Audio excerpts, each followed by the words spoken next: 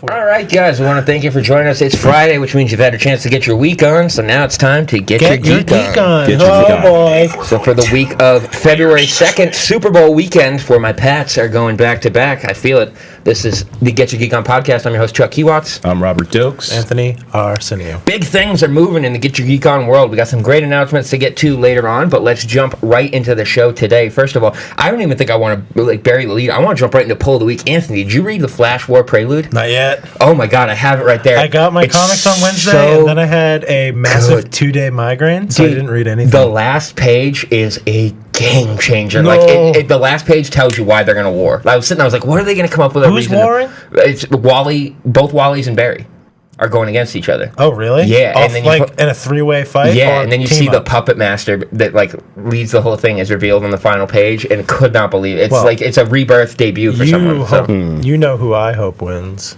Oh, absolutely. You want Wally to win. Ginger Wally, right? Oh, yeah. Okay. Strawberry Wally, we like to call him. We'll take our bets on that, but I got to tell you, man, that is a huge, huge reveal that I'm waiting to see where they go with. Oh, a lot of huge reveals on the DC Rebirth. DC is really getting there. Like, they teased you for months. They really are.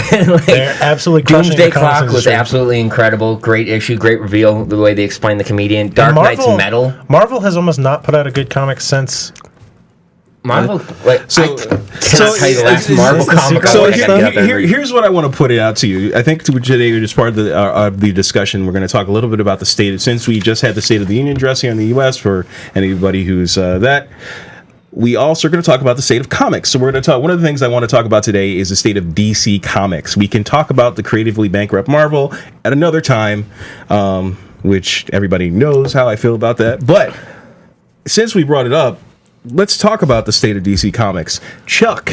I'm so pissed off right now. So for those that don't know, I collect 4 weekly comics from DC. I do Flash, Green Lanterns, Hal Jordan, the Green Lantern Corps, and the surprise of Rebirth for me was Superman. So I've been collecting Superman since it started. Love it. I love the whole Jonathan Kent Superboy. I love what they've done with the storylines. And now, Big Dick Brian Michael Bendis is going to come over here to DC and just start screwing everything up. So they announced that not only is he going to have but not only, what are you talking about? Not only is he coming over for the Action Comics 1000, which is getting like 15 variants, but they're relaunching Superman with him. It's like, great, I get it. Put him on Superman, but don't relaunch it. Because now the 50 issues deep that I'm in are useless. They're pointless. They're going to be retcons. We just go to another volume. It's not going to be retcons. I know, retcons. but it's just, I was liking my stories, man. Happens all the time. It's like I just went to corner boxes. I was all set, like hyped. I just moved my Superman into my new box because I was getting to beat him. And now they're like, yeah, we're renumbering it, and Bendis is running it. I'm like, you lost me, sir. Tomasi can't do it. He can't do it forever. I know. But they're keeping Patrick Gleason, so it'll be a seamless change. Yeah, but the rumor has it they're retconning Jonathan Kent out.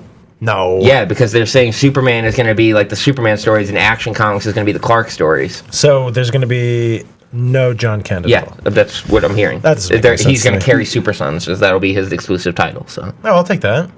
I like the Super Sons of Tomorrow storyline. I just finished reading It's amazing. Yeah, that was really good. So it features my boy from the future. Oh, dude. Tim Drake. Yeah. Tim Drake. So Robert, I mean, you're not necessarily known for being a DC guy, but so let me tell you in terms of this thing. He's getting there. Not to say I'm a DC guy. I like a good story. I will read comics with a good storyline or things that interest me. I can say because of my age, I saw I had Jim Lee X-Men #1. Ooh, that I had. Who that. Didn't? And that's a pivotal book. That's a pivotal group. You're looking at it like X-Men #1, and those stories carried me. I really actually, my Marvel stories were great. Girlfriend watching? Nope. No. Coworker. Hi, Colin. Love you, Daddy.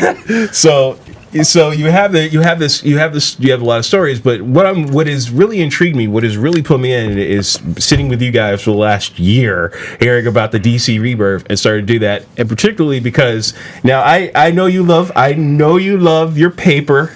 I know that you're digital. He put the hand on my shoulder like he's got to break a family member's death. I'm about to break your heart.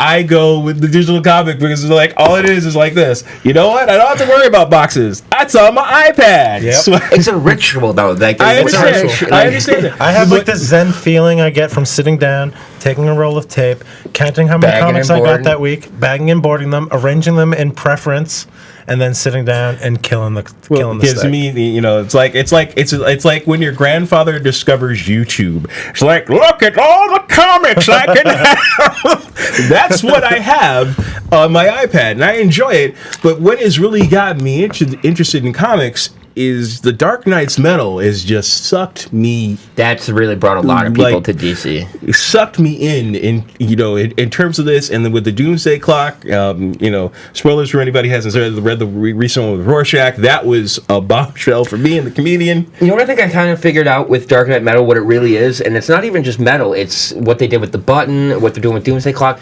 DC has found a way to make Elseworlds tales in continuity. Yeah.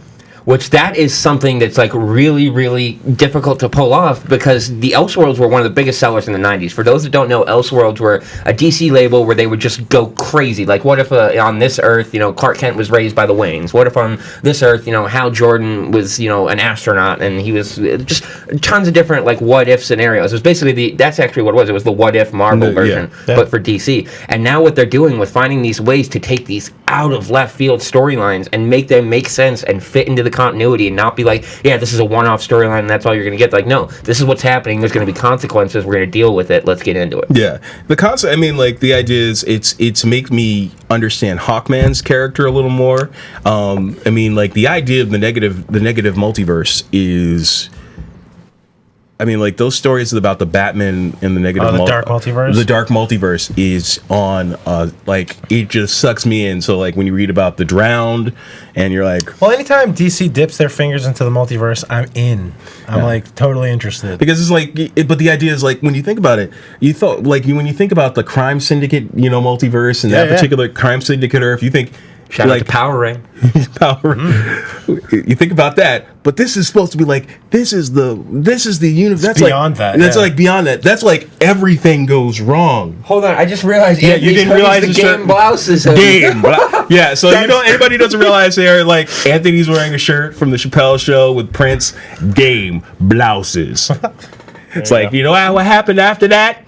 He made us pancakes. I just love because he lets go of that and then exactly. That is my favorite part of that skit. My favorite part of that skit. It's my favorite part is the last line, which is, "Hey Prince, good game, man. I wish I could say the same for you and your crew of flunkies." I just love how hype Charlie Murphy gets at the end. He's like, "Bring your friends right now. Make sure they watch, because you're going to get embarrassed." That guy can ball. That guy can ball. And it's R.I.P. Charlie Murphy. But it was so sorry to pull us off of that. So yeah, the dark multiverse. It's just dark multiverse because it's you think that this is everything that could possibly go wrong. You think, oh, crime syndicate is evil, but that's yet when you think about it in context, it's actually kind of a positive. It's in the positive multiverse. Right. It's not Batman's. No, there's this is the universe where everything goes bad. And that one scene where it says oh, you think this is bad? You think the Batmen are bad? No, let me show you. They've got Spider Flash, Darkseid, Superman. It's crazy. It's just they just threw a bunch of characters in a blender and somehow made an awesome storyline. You're Greg Capullo and Scott Snyder are kind of known for reaching deep and messing with everything and bringing it all back. Yeah, they love that. But one of the biggest things for me is what I'm really, really loving about what they're doing right now is just that characters matter. Yeah.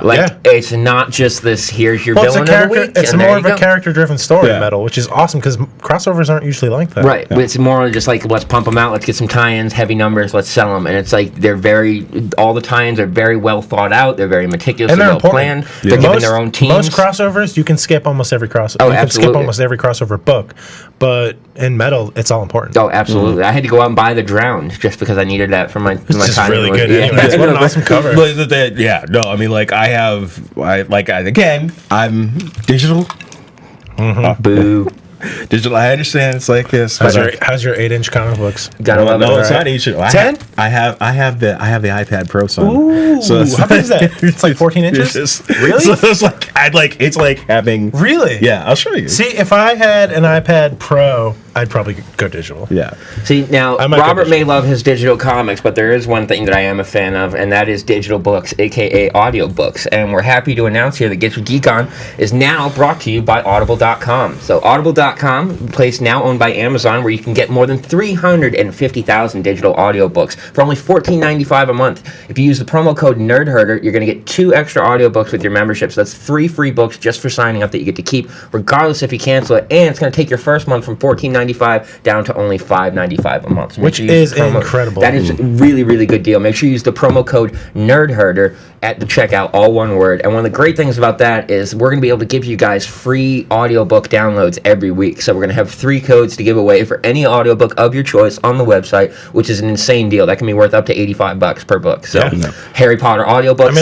I've used Audible in the past, and they're incredible. Their selection is nuts. It's huge. That's a really big ad for us. So great things are coming. You've been using it for a while. I've been using it for 4 years. I have the entire. I am caught up on Game of Thrones. That's how deep I got into the books. It was like I don't have time. I got them because of Lord of the Rings. That's how I found out. I was like, I don't have time to sit here and read the George R. Martin's thick thing. I listened to it. It's like Did you say George R. Martin's thick thing. Thick thing. Yeah. Oh yeah. I'm interested. Yeah, interested. But listen, I don't have time for that. So I listen to them in the car. I listen between work, and it's like listening to Roy Dutrice, who does most of the voice work for the Song of Ice and Fire books. It's like captivating, and I blew through it. I blew through the entire series in like 6 months, and I was like, and now like everybody else. Who has read the books, I'm like, you need to finish the frickin' book. What's one of the greatest things that Audible's doing for us is the promo codes that we're going to get out every week have no exceptions. Anything that you can get on the Audible website, you can redeem with these codes, and we're going to have free to give to you every single week. But if in the meantime you don't want to wait around for those free codes and you want to take advantage of this deal, make sure you go to Audible.com, use the promo code NERDHERDER at checkout. It's going to get you 2 free audiobooks on top of the one they give you for signing up, and it's going to take your first month down from $14.95 to $5.95. So make sure you stay tuned for all the great things coming to us from Audible.com, proud sponsor of the Get Your Geek On podcast. Okay. So I had to get that out of the way, guys. A little spiel out, but I think that's an exciting ad for us. So Audible is a big deal. Yeah, They're housed. Their actual headquarters is in Newark, New Jersey, right across from Rutgers Newark. How do I know? Because I can take the light rail there. I feel like anytime I have a question about New Jersey, instantly Robert can answer it. Yeah. But so moving on into Sweekly, where we take a look at the best of the CW shows and what they have to offer every week. And I got to tell you, Supergirl's getting a little bit forgettable. Now that they're going to be moving into that hiatus, it's like they're building up this really great storyline with the World Killers, Purity, and Rain. But it's like, I know that you're going to go away for 12 weeks, so why am I going to care?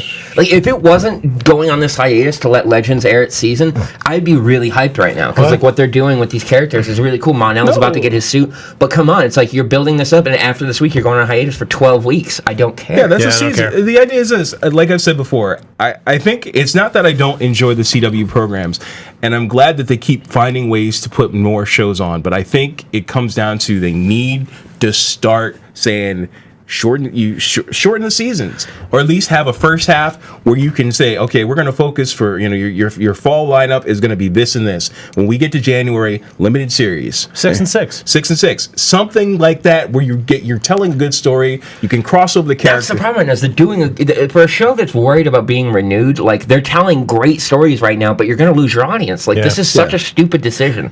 But I mean, and that's the why don't they just stagger their shows? Like, why don't they have Supergirl in the off season? Overall, I mean, it was a forgettable episode. They're not really doing a whole lot because you know that they're setting up for this big cliffhanger this week to end you on that. It's like it's one of the things where I will say, as much as I enjoy the shows on CW, these hiatuses kill my interest. Gotham's the worst. Gotham takes 7 hiatuses a season. It's like, what do you think about Game of Thrones, though? It's in 2 years. I'm going to forget all the characters. Right. No, you're never. I know that. You're never going to forget. An example, but Supergirl, for a show that's struggling and you're trying to get those ratings, this is like a death sentence. Yeah, and it is. And it's like, Melissa Benoist is a great, like, you have a great cast.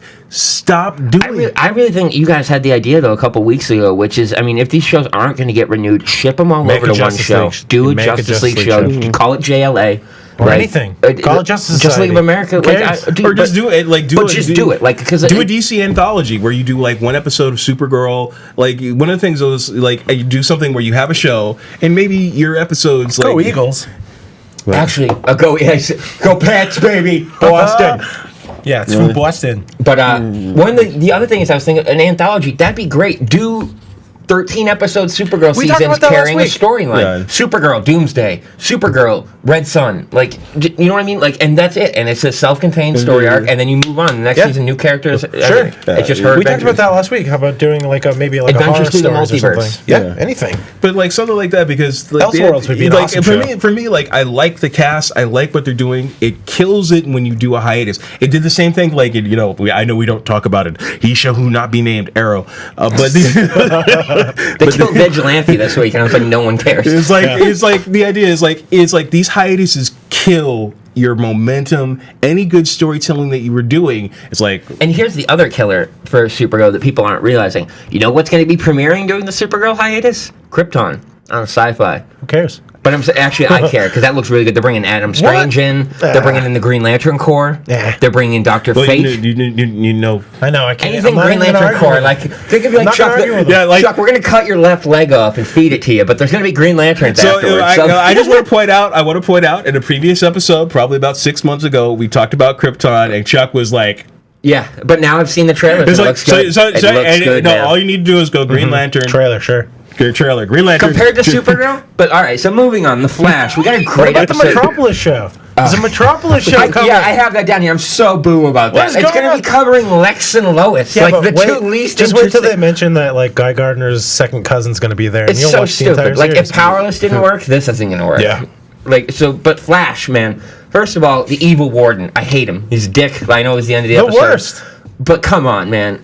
Second of all, they are giving Barry badass powers, dude. He is straight up using some of the coolest versions of his powers I've ever seen. Whether it's like looking at everyone's cars, just the little stuff that he's doing to stopping the riots, to like, just so friggin' cool. But I feel like the past couple episodes have kind of abandoned the whole Thinker storyline. Yeah. It's like, yeah, we're like, let's get Barry out of prison and this and that. But it's like, dude, you also have this black guy who's now telepathic walking around that not only knows who Barry is, knows who the whole team is, and is out there like trying to cause trouble for everybody, and no one seems to be acknowledging it. Do you think that Joe's wife having telepathy is going to come into play fighting the Thinker? I think it's just gonna. I think they basically just gave her powers to show that you don't have to be a meta to get powers during pregnancy. So this way they could give Iris the speedster powers. I really feel like that was just like the same way that they had Yoda in Last Jedi, just to show that Force Ghost, so that they can bring Hamill back in the next one. That's what I feel like that was. Yeah, it was just the like, first time you saw a Force Ghost in Star Wars, so that makes sense. No, but I'm saying a Force Ghost actually interact with the real world and do things. Like that's what I feel like they just showed that to show like, hey, Hamill's gonna come back and do some stuff. and you were mad about Leia Poppins. But no, so Cecile getting powers, I think is really. I love the idea of like Cecile getting powers. I think it's really cool. But the bigger thing for me is like, how come she immediately wasn't like, let me go find DeVoe and read his mind to know that Barry's innocent? Like, she was just mad. But yeah, so I mean, they're doing great stuff with the show. I'm really excited with what they're doing this season. I like the version of Barry that we have now, but I'm like, get him out of jail now. It's been like 3-4 episodes. It's such a refreshing like breath of air to see Barry like as the mature Flash that he is now. But here's the kicker. But now it's he's in prison. But no, and then he ran Big Sur out to like Budapest or wherever he dropped him off and stuff like that. It was like, you mean he couldn't just do this the whole time? Like every time they're having a fight with someone, he could just phase out real quick. Well, take him down. He's been screwed over apparently by the warden with the secret camera. Yeah, but which Barry didn't see the secret camera. Didn't Ollie teach him? It kind of set him up by getting all nosy in that dude's business and be like, what's he here for? Yeah, this is where everything is like, hey Barry, that's one of the things where I'm like, you know, Oliver told you. Yeah. You should check your. This is one of those things where like you're really feeling the absence of Kreisberg. Well, it's weird to me too that like they're like, you know, that he's going to be sold to Katie Sackhoff's character next week, and it feels like they're really like kind of leaning on her as a villain more than they should be on DeVoe. So is this how Barry gets out of prison now? Yeah, so he gets sold next week to her, and then like he engineers like a breakout from that team. But like the whole thing is, it's just like you shouldn't be really focusing on her as a villain more than anything. Just go with DeVoe. You did so well at building up this character for like the first 7 episodes of the season and making him like the realest villain we've had. Do you think this is a result of the Kreisberg? Like, I absolutely. Okay. I absolutely. I think that they were scrambling when he got fired, and they were like, all right, we have a couple brief scripts here. Let's pen together what we can, and then we have our story to end the season. So let's just get to that. Yeah. So it's like it kind of feels like that until we get to like episode 15, we're kind of just at filler right now. But this is where I would say this is what goes back to more to the point of what we were talking about. If you don't have a guy like Andrew Kreisberg who is, you know, helping steer your ship, or, you know, Jeff Johns helping steer that ship on the television side, you're going to get a disjointed you're going to get a disjointed TV schedule like we're seeing. So you're seeing, because we don't have these guys or don't have somebody to right the ship at this point in time, you're going to get flat episodes. Like, so you don't think it's somebody's in the writer's room saying, we just left DeVoe out there kind of hanging. I forgot about him. You know what I'm a little more concerned about, though, and I know you guys might disagree with me here? Black Lightning. I think it's starting to fall off. I don't like the formula they have. They seem to have this formula where they give you really intense storytelling in the snap for like 45 minutes of the episode. Is there a third episode? Yeah. And it got pushed by the State of the Union, so you had to watch it on demand. So it's like the whole episode will be him figuring something out and then like figuring out the next piece of the story, and then he'll be in the suit the last 5 minutes of the episode. It seems like that's what they've done with this. And now like the daughter storyline, they're already starting to like slow burn that way too much than they should. It's like you hyped it all up for the first 2 episodes. Don't start leaning back off of that. And now I do like that he's figuring out some new powers and stuff like that, but it just feels like it's way too like back loaded with the storytelling for me. It's like I can just watch the last 15 minutes of the episode and know everything that happens. That's all you want to know. It's like, I mean, like that was my fear about with this program. I'm not going to say it's like, I'm going to say it's almost like Luke Cage. It's just like there's a certain point where you're like, why? It's almost exactly like Luke Cage was like 40 minutes of build up and then 10 minutes of him using his powers. Yeah, it's like you just get to the point. And it's got time to rebound though. So I mean, we're only 3 episodes. I know it's only 3 episodes in, but it's like one of those things where you have shows out there. With the CW, they have established, and DC has established this great arc of storytelling on television with their characters, and you can't go back and just say like, I don't know, and then go rewrite stuff, and they're like, because you're treating your audience like they're stupid. None of us in here are stupid. Especially like you're 5 shows in at this point. Yeah. All right, so that's going to wrap things up for Weekly as we get into our quick hits here. Wait, we're not going to talk Arrow? No, God, no. Ever? So as we move into our quick hits here, where we take a look at some of the brief news headlines of this week before we start to wrap things up. First of all, FX has picked up the pilot of What We Do in the Shadows, the Taika Waititi, Jermaine Clement vampire movie, one of my favorites of all time. Nice. Super excited to see what they do with that. FX has also revealed some new images of Season 2 of Legion, premiering on April 1st. Looking so good. I cannot wait for that. We also finally got the release date on the long-rumored 3rd Cloverfield movie, a.k.a. God Particle. Have you guys know about the plot for this movie? I've been following this for about a year. So It's got Daniel Bruhl, Donald Glover, a bunch of people like that. They're on the International Space Station, and a particle accelerator experiment makes the Earth disappear. So Earth is just gone. They're stuck there on the space station. So Cloverfield, at this point, Cloverfield is the Twilight Zone, but in movies. And then, so Earth is gone. They're having to figure out what to do with it. And then a space shuttle from an alternate Earth appears and like starts to dock with them. That sounds awesome. Yeah, it sounds freaking incredible. So they started the Bible marketing for it. Don't call it Cloverfield because that's not Cloverfield. It's in the universe, no, but it's the company. It is the company that released the Cloverfield monster and created the gas that brought the aliens in the second one. Is the company that created the particle accelerator, ARG. So it's like they're all tied together through that company. But I think that is such a cool idea for a movie. Really? Like, think about it. We've had the particle accelerator for like 6 years now, and no one's made a movie about it going wrong. Anthony Robert Green Lantern. No. It's like it's an alternate reality game. So Tell me that doesn't sound like an awesome movie, sounds pretty though. cool. Yeah, so that's what's like the company's ARG alternate, and I didn't put that to get 2 and 2 together. I was like, really? Alternate reality game? I mean, I've liked both of them. I thought they were really great, and then because 10 Cloverfield Lane was one of those movies where like you think this guy's crazy the whole movie, you think he's crazy, and then it just turns out he was really telling you like how to stay safe. Still crazy though. Obviously a little bit murdery, but come on. I mean, but so really excited for that one. There's been a lot of delays with that, but now the Bible marketing is out and going. Is it going to Netflix? I heard it was going to Netflix. Yeah, it's going to Netflix. So it's not going to be theatrical. Correct. Which I'm happy for. Like, I like these Netflix movies. Bright has been greenlit for a sequel, by the way, which will start filming in August. The new Ninja Turtles designs people are outraged about. I don't really care because I'm not going to watch it. Wait, the new cartoon Ninja Turtles, they're totally revamped them. They have a girl now again. Venus de Milo? Yeah. Same character? Yep. Oh, come on. Jumanji 3 has been greenlit. No surprise there, as Jumanji has now become the second highest grossing Sony movie of all time. Of all time. Only behind Spider-Man. Which Spider-Man? Awesome. Okay. I want to clarify which. Not Homecoming? Not Homecoming? Nope. Spider-Man. Spider-Man, yeah. So maybe, hey, Sony, focus on Jumanji. We've got our first slew think about of Super Venom. Bowl trailers that are going to be announced. We've announced Westworld Season 2 will debut a Super Bowl trailer. We're also going to get Mission Impossible Fallout with Henry Cavill's mustache. Pacific Rim 2, The First Purge, which is The Purge 4. Anybody see? Story of the first Purge. All right. Anybody see the red hat? The red hat.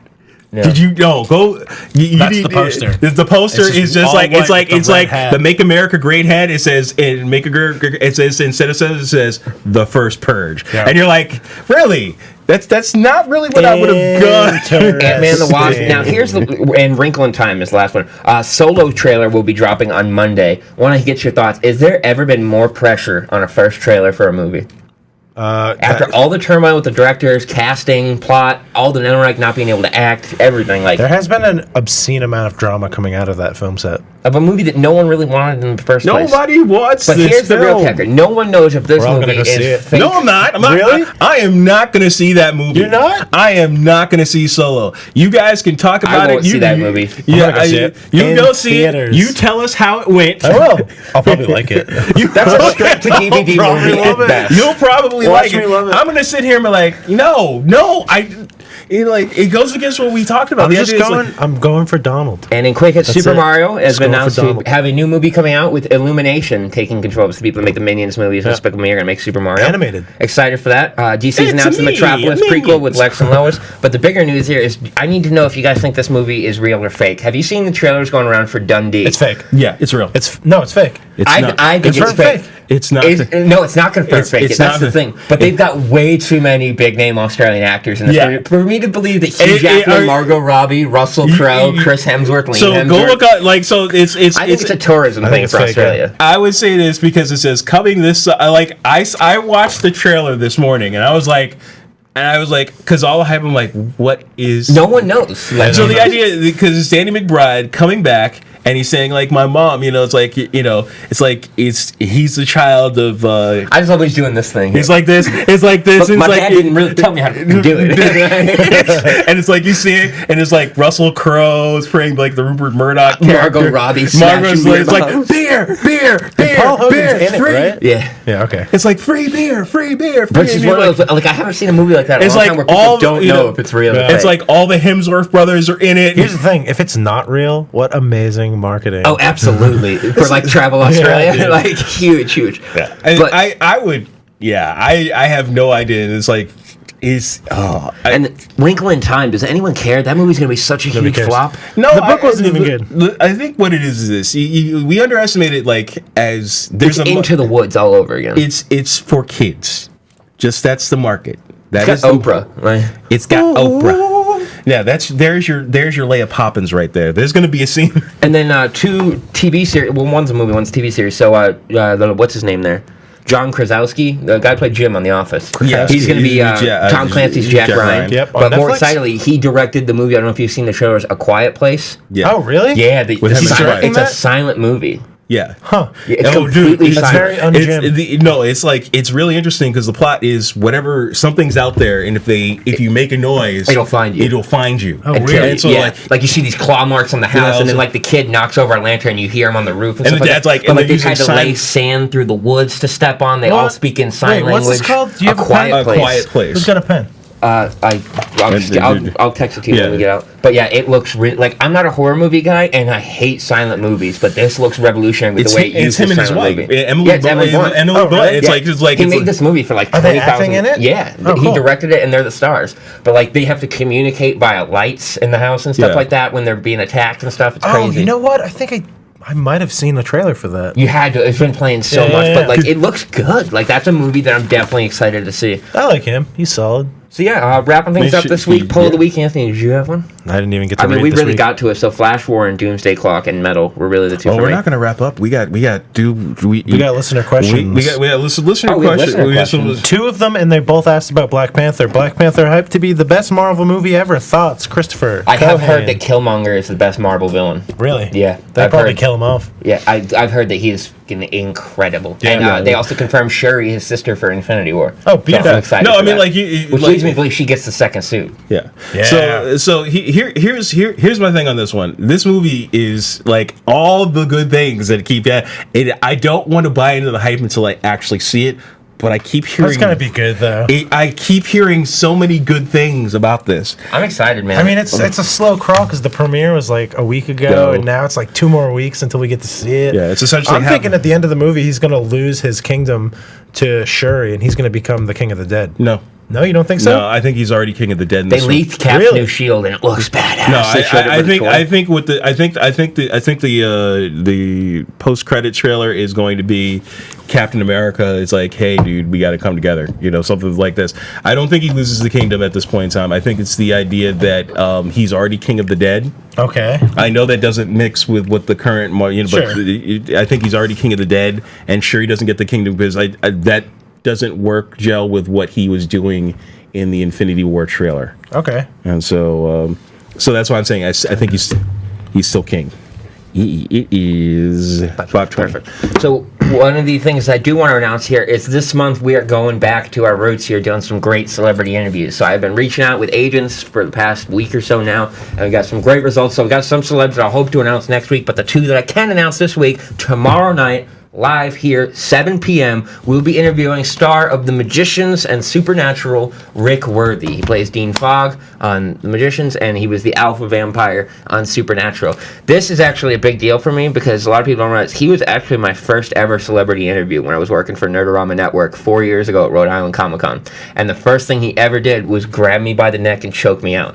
And it scared the hell out of me. Well, I was like, so what was your favorite moment on Supernatural? Like acting, he's like, when I got to grab Jensen Ackles by the neck, and he just grabs me and starts like, he goes and did this and act like he was going to bite me. It's my first celebrity interview. I was absolutely that horrified. sounds like assault to me. It was great, but super. I was like, it's great. I'm getting beat up by this guy, and be like, you know how I feel about Supernatural, but that's just one of the bigger things is he's going to be doing the intro for our show to have from now on. He's got like such a deep, menacing voice. I'm super excited. So make sure you guys check us out tomorrow night. It'll be Robert and I here doing a live interview with Rick Worthy from The Magicians and Supernatural, and then Valentine's Day at 3 p.m. we will be doing a live interview with comedian Dan Cummins. Dude is absolutely hilarious. If you haven't seen him on This Is What's Happening, his new album, Don't Wake the Bear. You can also catch his Comedy Central special, F Ants. So, great stuff. But, speaking of ants, I know you can't skip over that, man. What is it? Oh, yeah, Ant-Man and the Wasp. Oh, Ant-Man and the Wasp actually dropped a good trailer. Yeah, it was awesome. Ghost looks dope. Yeah. I got to tell you, I'm looking for no Lewis in the trailer, though. Kind of disappointed. You were so against this movie. I was. Until this trailer came out a couple days ago. Like last week, you could not stop talking shit about it. Because it's a romantic comedy. Yeah, well. But it's like Marvel the idea. needs one. Lily Evangeline He's an ex-con on the run with a super suit. She's a billionaire's daughter also with a super suit. Sparks fly. Yes, I want that. Give me that movie, and I hope it is this movie that you've just described it to. Will they or won't they? This week's edition of Will They Bang? Probably. But, from the director of Me and the producer of Me, here comes he. But this movie, I just love that. I thought that trailer was awesome. I definitely agree with that. So don't shortchange Dan Cummins, though. Hilarious comedian. That's going to be a great interview. And then we're hoping to interview 2 other members of the cast of The Magicians. And then the big one for me, if I can confirm, I just waiting on the phone conversation, Masaoka for the end of the month. Wow. Yeah. Hiro Nakamura himself from Heroes. I've been emailing the whole cast. I'm like, they're not doing anything anymore. So he was funny. He's great. Dude, he's also like... I own his... You realize I have to bring the sword in if we interview him, because that's his sword from the show, the actual one he used. Yep.